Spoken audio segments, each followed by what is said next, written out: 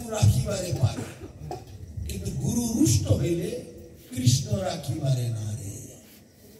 কৃষ্ণ যদি কারো উপরে রেগে যায়, গুরু আছে তাকে ঠিক আছে আমার কাছে এসো, আমি তোমাকে রক্ষা করছি। কিন্তু যদি গুরুদেব কারো উপরে রেগে যায়, কৃষ্ণ আর তাকে ঠেকাতে পারে না। তোমার গুরুই তো তোমাকে পরিত্যাগ করেছে, আর আমি আর কি তোমাকে কৌরবগণ এরা কৃষ্ণকে গুরু বলে স্বীকার করতে পারেনি। পাণ্ডবরা গুরু বলে স্বীকার করে তাকে সবসময় তার চরণাশ্রয় করেছে, এরা সব রক্ষা হয়ে গেল। এমনকি ব্রহ্মাস্ত্র ছাড়লো অশ্বত্থমা, তখন পরীক্ষিতের মা উত্তরা দেবী, অভিমন্যুর পুত্র, অভিমন্যুর স্ত্রী উত্তরা, তার পুত্র হচ্ছে পরীক্ষিত, গর্ভেতে বাচ্চা রয়েছে, সেইখানে ব্রহ্মাস্ত্র ফেলে দিল, গর্ভটাই ধ্বংস হয়ে যাবে। মানে পাণ্ডবদের শেষ যা আছে নির্মূল করে দেবে। উত্তরা দেবী কাঁদতে কাঁদতে পেটের জ্বালা সহ্য করতে পারছে, দৌড়েছে কৃষ্ণের পা জড়িয়ে দেবে, কৃষ্ণ বাঁচাও বাঁচাও, মানে ব্রহ্মাস্ত্র ছুড়ে দিয়েছে অশ্বত্থমা, বাঁচাও বাঁচাও করে গর্ভের মধ্যে ব্রহ্মাস্ত্র গিয়ে তার ওই বাচ্চাটাকে মেরে দেবে। রঘুবর্ণ তো মরে গেছে, গর্ভে সন্তানটা ছিল, কৃষ্ণের চরণ ধরে তুমি না বাঁচলে আর কেউ আমাকে ঠেকাবার নেই। আর কৃষ্ণ তখন সূক্ষ্ম রূপ ধারণ করে সুদর্শন চক্রকে নিক্ষেপ করলেন তার গর্ভে, ওই ব্রহ্মাস্ত্রকে কেটে খান খান করে এবং তাকে রক্ষা করলেন বাচ্চাটাকে। অনেক পরীক্ষা নিরীক্ষার পরে সন্তানটি সুস্থ শরীরে ভূমিষ্ঠ হল, সেই দিনে তার নাম পরীক্ষিত, পাণ্ডব বংশের শেষ রাজা। সেই পরীক্ষিত তার মায়ের কাছে আর আশেপাশে আত্মীয় স্বজনদের কাছে কৃষ্ণের গল্প শুনত। কৃষ্ণকে তো দেখেনি সে, কৃষ্ণ তার আগে তো এই ধাম এই জগৎ ছেড়ে বৃন্দাবন ধামে চলে গিয়েছে। মায়ের কাছে শুনে শুনে এইসব গোবর্ধনে, তারপরে মথুরাতে, তারপরে বিভিন্ন জায়গায় কৃষ্ণের মূর্তি মায়ের কাছে শুনে শুনে তিনি মূর্তিগুলো খোদাই করে তৈরি করে রেখেছে। সেইটা মূর্তি এখন পূজিত হচ্ছে। এই সব কাহিনী অজস্র কাহিনী। তাহলে ভগবানকে ধরে রাখলে মানে গুরু, কৃষ্ণের সময় তো কৃষ্ণ ভগবান রূপে আসলে গুরু রূপে এসেছে, গুরুকে ধরে রাখলে আর কারো ক্ষমতা নেই, ভগবান আমার বসে। তাই বৃন্দাবন সাধু বলছেন গুরুপাদ পদ্মে তার ঘরে নিষ্ঠা ভক্তি, এই ব্রহ্মাণ্ড তালিতে সেই ঘরে মহাশক্তি, তার মতো শক্তিশালী আর কেউ নেই। সেই ব্রহ্মাণ্ড ব্রহ্মাণ্ড পার হয়ে বিরজা পার হয়ে সিদ্ধলোক, সিদ্ধলোক পার হয়ে কৈলাস, কৈলাস পার হয়ে ব্রহ্মলোক, বৈকুণ্ঠ লোক শুরু, সেখানে আছে অযোধ্যা, অযোধ্যা পার হয়ে দ্বারকা, দ্বারকা পার হয়ে মথুরা, মথুরা পার হয়ে তবে গোলক বৃন্দাবন, সেইখানে চলে যাবে। হরিনামের এত শক্তি, সেই গোলক বৃন্দাবন পর্যন্ত অনায়াসে হাসতে খেলতে চলে যাবে। সেই জন্যই আমাদের ঘোষণা কবি গাইছেন গুরুমুখ পদ্ম ভাগ্য চিত্তেতে করিয়া ঐক্য আর না করিও মনে আশা। তার আগে ভাগবতে বলেছেন নিরিদেহ মাত্রং সুলভং ফলবং গুরু কর্মধাম, মনুষ্য দেহটা একটা নৌকোর মতো, বলেছে আমাদের কথাটা নাকি, তাই না? বলেছিলাম। তাই আমার নতুন লোক এসে অনেক আরেকবার বলি, মনুষ্য দেহটা একটা নৌকোর মতো, আর আমার আত্মা নৌকোর যাত্রী, আর গুরুদেব হলেন মাঝি। গুরুদেবের মতো কর্মধর মাঝি পেয়েছি। দেহ মনুষ্য দেহ, গরু ছাগলের দেহ নয়, মানুষের দেহ পেয়েছে নৌকোর মতো। আমার আত্মা হলো সে নৌকোর যাত্রী। আর নিত্যানন্দ প্রভু মহাপ্রভু হরিনাম প্রচার করেছে, যে হরিনামের জল তুফানে ফেলে নিয়ে যাচ্ছে আমার নৌকো। তাহলে এই সুবর্ণ সুযোগ যে গ্রহণ করলো না, সে কি হলো? আত্মঘাতী। সুবর্ণ সুযোগ প্রত্যেকের হাতে রয়েছে। এই সুযোগটা যারা গ্রহণ করলো না তারা নিজেই নিজেকে হত্যা করে ফেললো, আত্মহত্যা করলো। তাহলে বুঝুন লেখাপড়া কোন কাজে লাগলো, এই গাড়ি বাড়ি টাকা পয়সা কোন কাজে লাগলো, তার কোন কাজে লাগলো না। সব দুদিনের রঙ্গমঞ্চ যাত্রার মতো অভিনয় করছে। এটা হচ্ছে একটা যাত্রার মঞ্চ, নাটকের মঞ্চ, নাট্যশালা। এখানে কেউ স্বামী সেজেছে, কেউ স্ত্রী সেজেছে, কেউ বাবা সেজেছে, কেউ মা সেজেছে, কেউ ছেলে পুলে নাতিপুতি সেজেছে, কেউ আত্মীয় স্বজন বন্ধু বান্ধব সেজে যাত্রার মতো অভিনয় করছে। যা তখন পালা শেষ হয়ে যাচ্ছে আর স্টেজে উঠছে না। গ্রিন রুমে এসে ড্রেসগুলো খুলে রং টং মুছে প্যান্ট শার্ট করে লুকি করে কিরে তুই আমার পালা শেষ, তোর আনবি না আমার পালা শেষ। আবার ওখানে আরেকজন যখন পালা শেষ হয়ে গেল গ্রিন রুমে এসে কাপড় চাপড় খুলে মুখে রং টং মুছে টুচে আবার স্বাভাবিক ভাবে তা সেরকম এটা একটা যাত্রা মঞ্চে।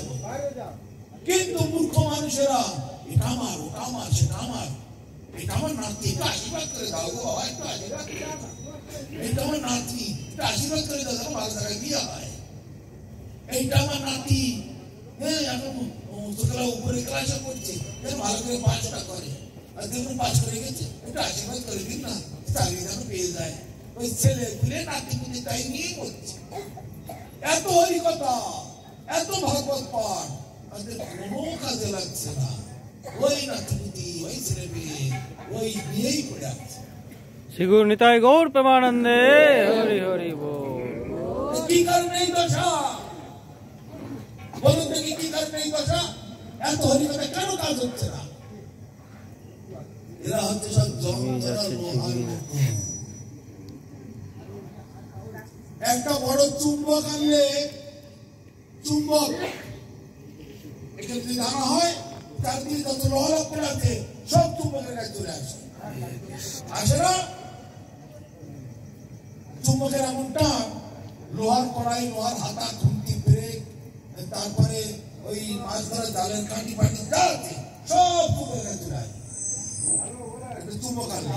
কিন্তু আশেপাশে অনেক লোহা আছে, তারা চুম্বকের গায়ে আসবে না। কোন লোহাগুলো? যেগুলো জং ধরে পড়ে আছে, এমন জং ধরে ধরেছে, এত চুম্বক আনা হয়েছে, চুম্বকের গায়ে আর আসে না। তাহলে কি করে আসবে? চুম্বকের গায়ে আসতে গেলে হাতুড়ি মেরে মেরে, হাতুড়ি মেরে মেরে, হাতুড়ি মেরে মেরে জংগুলো ছাড়াতে হবে। জংটা ছাড়িয়ে দিলে তারপরে চুম্বকটা, চুম্বকের লোহাটা চুম্বকের গায়ে চলে আসবে। তাহলে জং এমন ধরা ধরেছে, এই মানুষের ভগবানের কথায়, ভগবানের দিকে রুচি বলে আর কিছু নাই। ওই সেই ছেলে মেয়ে, সেই নাতিপুতি, সেই আমার ঘর সংসার, সেই আমাদের কোম্পানি, ওই করতে করতে মরবে, মৃত্যুর পরে আবার সংসার, আবার সংসার। বর্তমানের ভাষায় বলে তোর বাড়ি খারাপ, খারাপ বাড়ি তো যা করতে করতে এসে তা আবার ভুটাই। তাহলে এরা তো ভাগবত কথা শুনে কিলাম, বারবার শুনতে হবে, বারবার এগুলিকে বিশ্বাস করতে হবে, আর বারবার হরিনাম করতে হবে। হরিনাম এই জগতের মহৌষধি। এটা হচ্ছে ভবরোগ আমাদের ধরে আছে, এই ভবরোগের মহৌষধি কৃষ্ণ নাম নিরবধি, নিরবধি কৃষ্ণ রসায়। শতসন্ধি জড়ো জড়ো তবে এই কলে বড়, পতন হইবে একদিন, ভস্য কৃমি বিষ্ট হবে, সকলের কৃষ্ণ তবে, ইহাতে মমতা আর বাঁচি। আমরা মানে মূর্খতা। শতসন্ধি জড়ো জড়ো মানে আমাদের শরীরে দুশোয় ছখানা হাড় আছে না, সব একটা সঙ্গে একটা জুড়ে আছে, হাঁটু হাত পা নড়াচড়া করছে না, শতসন্ধি জড়ো জড়ো। এই দেহটা একদিন পতন হয়ে যাবে, ভস্য কৃমি বিষ্ট হবে। মানে যদি ছেলেপুলে রোগ পুড়িয়ে যায় সেই ভস্য হলো, আর যদি পোড়াবার রোগ না থাকে ফেলে দিলে পোকামাকড়ে খাবে, ওই মাটিতে পুঁতে দিলে ওই পোকা হবে, দুর্গন্ধ হবে। আর যদি নদীতে বা কোথাও ফেলে ঠেলে দেয় ওই গরু ছাগলের মতো, তখন চিল সঙ্গে ছিঁড়ে ছিঁড়ে খাবে। এই তো দেহ ভস্যকৃমি বিষ্ট হবে, সকলের ঘৃণ্য হবে, এই দেহের উপরে মমতা আর এই সংসারের উপরে এত আসক্তি, এত মমতা, এইসব মূর্খতা। জগতের লোকেরা অনেক রকমের মন্তব্য করে। সাধুরা খুব সাধুগিরি দেখাচ্ছে, বিয়ে করে না, ঘর সংসার করে না, হ্যাঁ, দেশের কথা ভাবে না, দেশের কথা ভাবে না, খুব সাধুগিরি করছে। কিন্তু এরা যেটা বোঝে, এরা যেটা জানে, সেই জ্ঞানটুকু 100 ভাগের 1 ভাগ জানতেও তোকে কোটি কোটি জন্ম তপস্যা করতে হবে। এরা যেটা পেয়েছে, যেটা বুঝেছে, সেটুকুনি বুঝতে গেলে। হরে কৃষ্ণ, সবাই বলো হরে কৃষ্ণ, কৃষ্ণ কৃষ্ণ হরে হরে, হরে রাম হরে রাম, রাম রাম হরে হরে। নিতাই গৌর প্রেমানন্দে, হরি হরি বল। তাহলে সাধুদের এই বিচার, সাধুদের এই ভাবনা কত বড় উন্নত, বিচার করতে কোন সাধারণ ভাবে নিলে হবে না।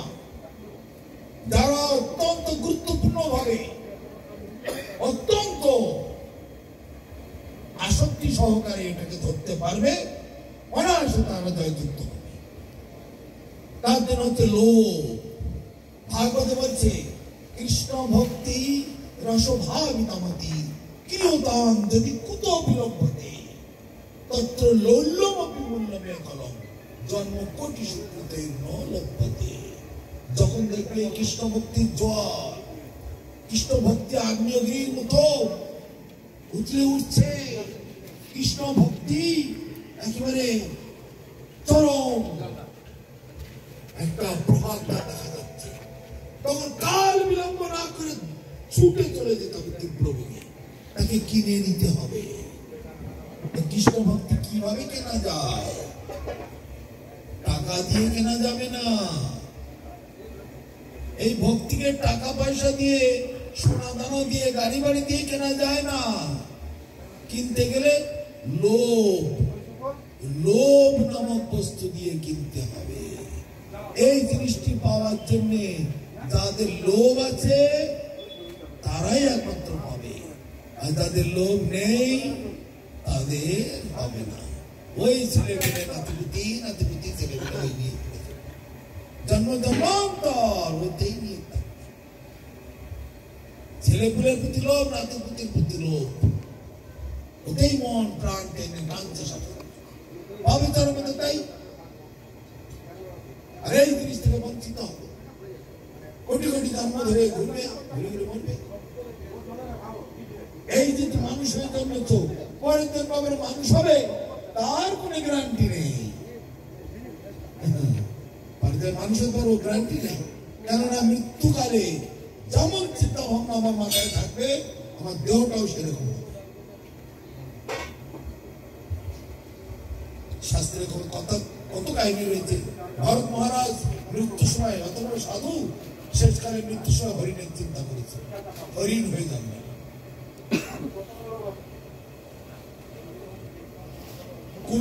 কুবেরের সন্তানগণ হয়গ্রীব মণিগ্রীব ও গাছের মতো উলঙ্গ হয়ে দাঁড়িয়েছিল। নারদ স্বামী অভিশাপে গাছ হয়ে যাবে। দেবতাদের গুরু, দেবতাদের রাজা ইন্দ্র শুয়োরের মতো মদ খাচ্ছে আর মেয়ে ছেলেদের নাচাচ্ছে। গুরু এসেছে, ও ইন্দ্র, ও ইন্দ্র ডাকছে, এই দেখুন যাও, আমি এখন আনন্দ করছি, আমার কাছে আনন্দ করছি। গুরু বলে, বাহ, খুব তোর জ্ঞান হয়েছে, শুয়োরের মতো আনন্দ করতে যাচ্ছিস, শুয়োর হয়ে যাবে। ওই ইন্দ্রকে স্বর্গের রাজা ইন্দ্র শুয়োর হয়ে যাবে। হাজার হাজার উদাহরণ। মৃত্যুকালে যেমন চিন্তা ভাবনা করতে করতে মরবে, মৃত্যু করে সবাই তাই প্রাপ্য।